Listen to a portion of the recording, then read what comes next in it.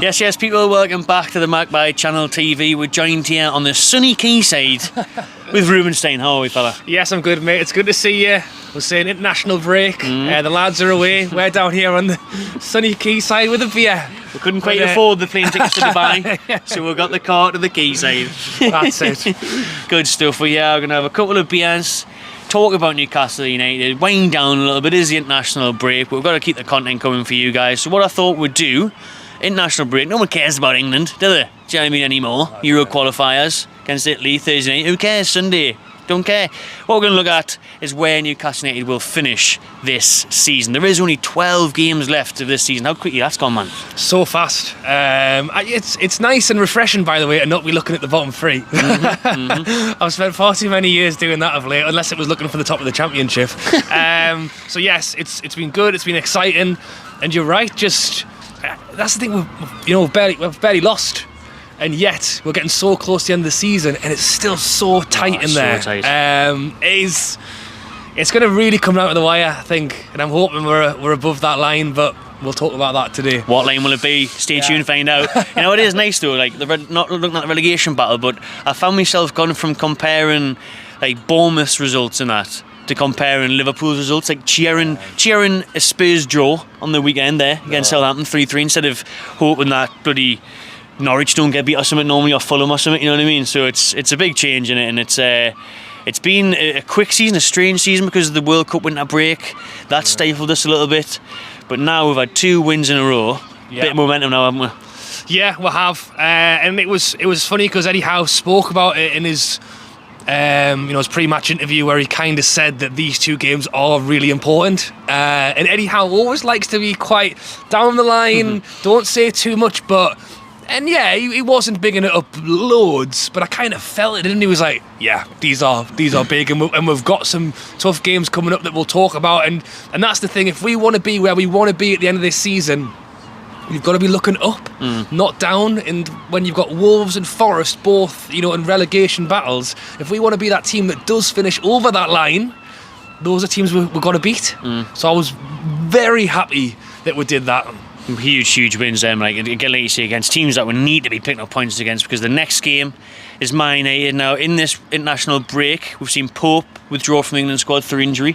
We've seen Almiron's meant to be out for a few weeks, 3 to 6 weeks, even though he's pictured on a bite the day, so that was a good sign. Don't post that on social media, Mickey. Keep it quiet, man. We're trying to fool Man United, just like they're trying to fool us with Rashford being injured again, apparently. He had to come off international duty as well for England.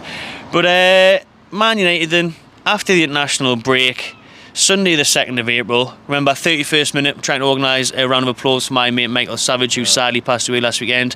So 31st minute round of applause for him. In that Man United game, Rob, are you confident of getting revenge on the Carabao Cup? And then after this, we'll just rattle through the rest of the games. Yeah, I mean, well, this is it, isn't it? And you know what? Wembley, we didn't get the result that we wanted, but I think it took a lot. I think it took a lot out of the players. I think since the semi-final, you could see that we were looking a little bit leggy, and I think that was why it was important to just push that over the line in these last 2 games, and then hit this international break and have the chance. Sorry, mate. And have the chance to basically go out there, take a break, and then come back fresh. And Wembley was Wembley. St James's Park is St James's Park. Different. And it makes a difference, and the fans will be there. The fans will know what it means to be coming back fresh for the first game back at St James's, and to get that revenge. A win. I fancy it now. I fancy it. I think Man United have got so much going on now. They've scraped through the semi-final, the quarter-final to get through the semi-final of the FA Cup, so they're going back to Wembley already. Jealous of that. They've got the Europa League still going on. They're in the quarters of that against another Spanish team, Sevilla, I think it is this time. So they've got a lot of focus on. I was going to say, let's hope Rashford is injured. Let's hope he's not fit enough, but he will be, and it won't matter. I'm going to go for 3 points Newcastle on that one. Are you going to go the same? Back it. Back it. Right, we'll rattle through the other 11 remaining fixtures after the Man United game. How many points we're getting, where we think we will finish. So 3 points at home Man United. We've then got a very busy week, Rob. Wednesday night, West Ham away. Saturday, Brentford away. So a few games, a few days there, 2 trips to London. Yeah, I'll just stay over. Me as well. Just get a training ground booked and stay there for a few days. Probably not a bad idea, to be honest. Look, I think both Brentford and West Ham have good players. I think Ivan, depending on what's happening with Ivan Toney, I think he's a very good player. You look at West Ham's team on paper, and this is where we're going to talk about if we do get over that line. I think we need to have a big shake-up in the summer because, you think about some of the players they've got: Paqueta, Skamaka, Bowen, Antonio, Declan Rice. I mean, they've got some good players, and they've had a poor season. Very poor. You've got to think if we're in the bottom three. If we're not, really, we've had the Carabao Cup. If we're hoping to juggle Carabao Cup, FA Cup, Premier League, Europa League, or Champions League, we're going to need some players to come in and help this. Massive. Yeah. So that's the thing. If either of those teams, for me, if they turn up on the day and they play a good game, I think they can beat a lot of teams in the league. I think if you offered us a draw and a win from both, I think I'd take it for the two. Well, it's hard to call West Ham because it's massive for them. That game's huge for them in their fight to stay up. It's never an easy place to go either, really, for us. But I'm going to back a win there as well. I'm going to go 3 points against West Ham. Brentford is another one where they're not that far off us really. They're the 7th or 8th at the minute. They're playing some great stuff. Thomas Frank doing a brilliant job. Yeah. I'm going to say I'm going to lose. I'm going to go mental and go another 3 points. No, I think if you offered us 4 points from the two of them games, I think that's two decent results for back-to-back away games. So I think we've had too many draws. We need to win. So I'm letting them off with one of them, but we need to win the other. We came away from a trip to the capital with 4 points. That'd be decent.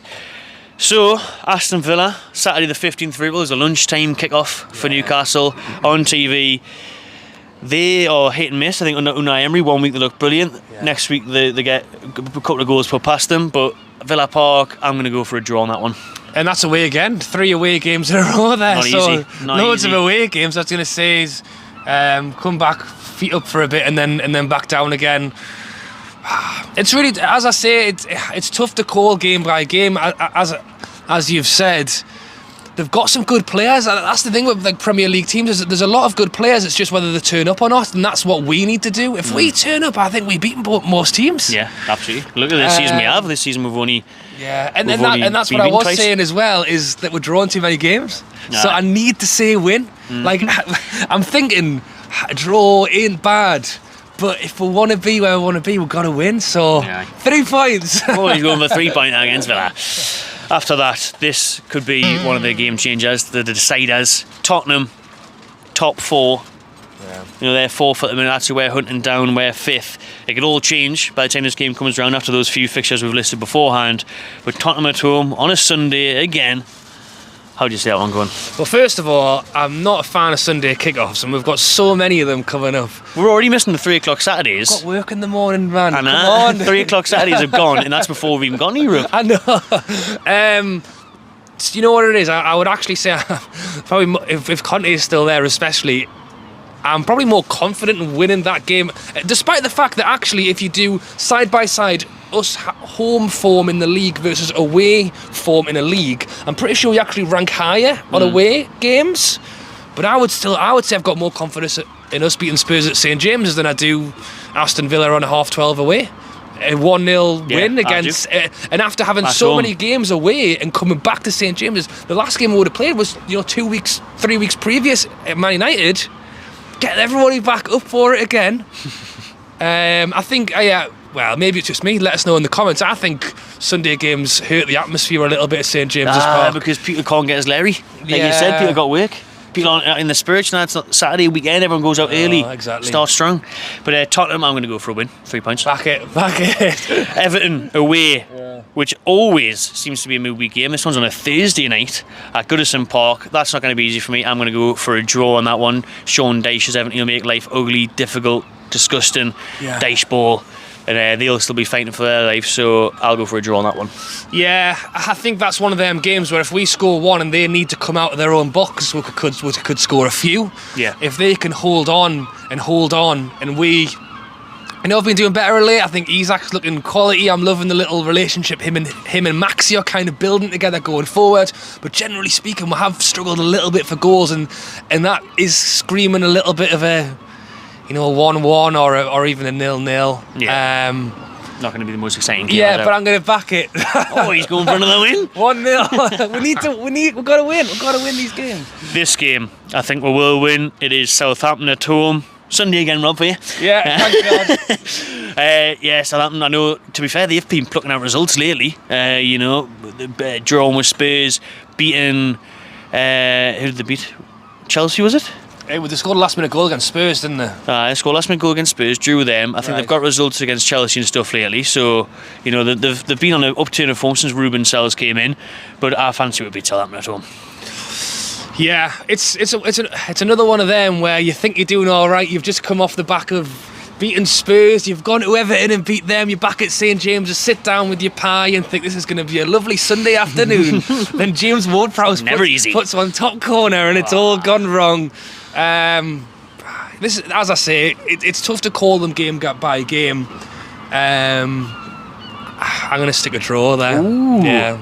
Ooh, one of them ones, an unexpected one. Like you see, it is one where everyone expects to win. So maybe. This is a huge one. And we know how this went last season, at the end of the season, when we beat Arsenal. We're playing Arsenal, which is currently scheduled for Saturday the 6th of May, which will definitely be changed. I was going to say, bring on the Sunday. That'll definitely be changed, because Arsenal, no doubt, will still be in a title race, might even win it by then. Yeah. And then Newcastle will still be, hopefully, in a top 400. They'll definitely will be if it goes by our results. So, Arsenal at home, I'm gonna go for a draw on that one. I'll be very happy with that. Is that at home as well? St James's, yeah. We drew with them at the Emirates early in the season. Remember 0-0, kept them out. Yeah, I mean that's a big one because everyone's going to be hoping to replicate, what happened last time round. Because that was one of the best games I've ever been to at St James's Park. Knocking them out, the crying, and we're all celebrating. But it's tough. They're playing good football. Arteta's doing well with them. I think that we're defending well, but when you've got players like Saka, Odegaard running at you, Martinelli, they've just got so much flair that they can turn that quick, and they've scored a goal. So yeah, a draw. I think I would probably take the draw. Absolutely, take a draw. Leeds away, which was obviously a huge turning point in the season last year, and Shelby put one in the bottom corner, and that was our revival, wasn't it? From there, when they kicked on, survived. Leeds away this year. Will they still be in a relegation battle? Probably.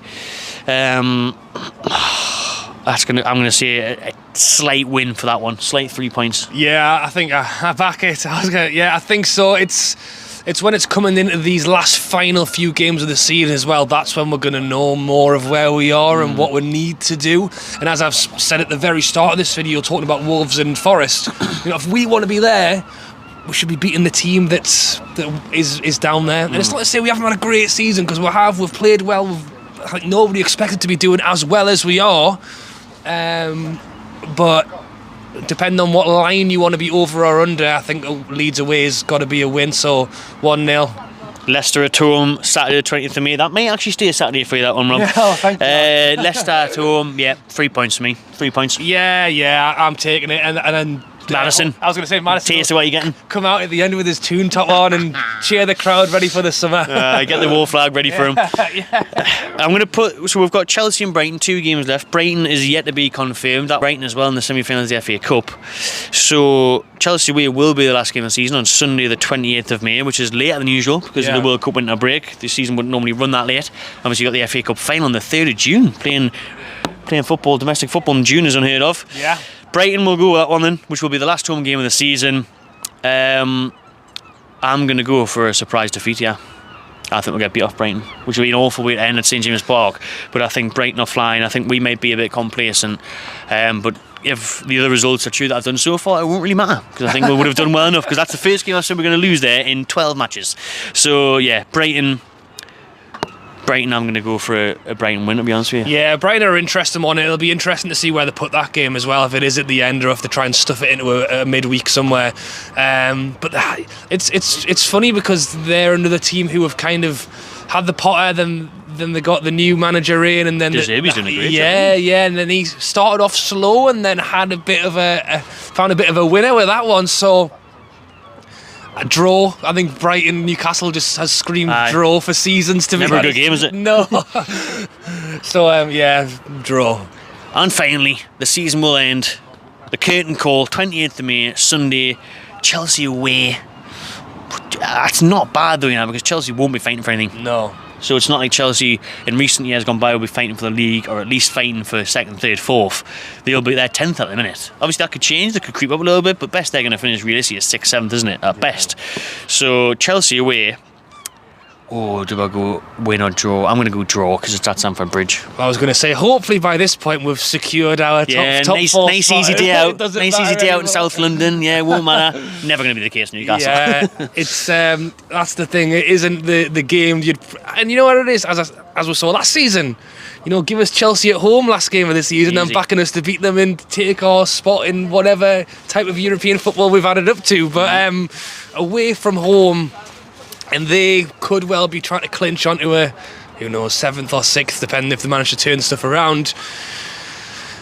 Draw, yeah. By then it's not going to matter because we've already got top 4. So happy days. That's the last question we're going to finish on. And remember, put your comments to what you think certain results will be, and most importantly, where will Newcastle United finish? I've said all along. I said at the start of the season I thought we'd finish 6th, 7th.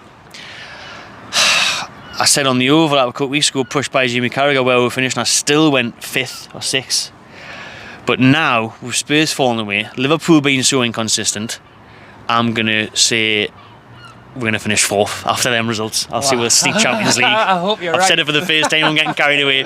I'll be buzzing with Europa League, don't get us wrong, even Conference League I'll take it, but after predicting those results there, I think that would be enough to get us 4th. Yeah. I mean, I back it, and that's the thing is obviously everyone talks about Newcastle fans, expectations, whatever. But what I will say is this: regardless of how you felt at the start of the season, when we've played the way we have, we've got into the position that we have. When you've got the likes of Chelsea having a nightmare season, Liverpool are all over the shop, Spurs aren't doing so great either. It's a good chance to take it, and I worry that if we don't grab it by the throat and take it Champions League, come back next season, all these teams have just gone and spent 300 million each, and straight away it's going to be a much harder season next season. So will we grab it? I think it'll be on the cusp. And I had said at the start of the season, if we grab 7th, I'd take it all day long, any sort of European football. But as I've said, it's not even how we've played, although we've been amazing how poor everybody else has been as well. I think if we've got 5th, I think we should be trying to get 5th or 6th, if not 4th. Happy days. Let's look forward to some European nights away, Get away from the quayside next year, Rob, me and you. We Milan this time next year. Right, then cheers for watching, everyone. Subscribe to my By Channel TV. Make sure you also subscribe to Rubenstein if you haven't seen him already. Sure you have. The link will be in the description. Cheers for watching again, and enjoy yourself.